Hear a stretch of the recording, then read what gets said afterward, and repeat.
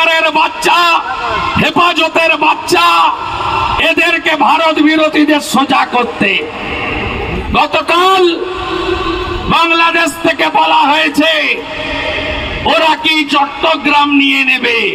আমরা চাইলে পশ্চিমবঙ্গ নেব, বিহার নেব, ঝাড়খণ্ড নেব, উড়িষ্যা নেব, আসাম নেব, উত্তর পূর্বাঞ্চল নেব।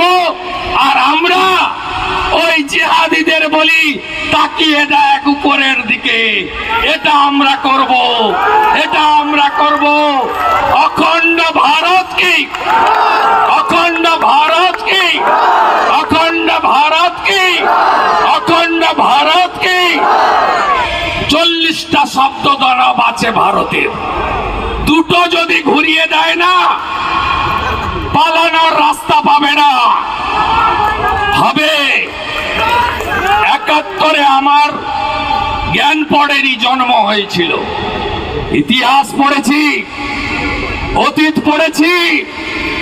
1.5 বছর লেগেছিল এই রাজাকারের বাচ্চা, হেফাজতের বাচ্চা, এদেরকে ভারত বিরোধীদের সোজা করতে।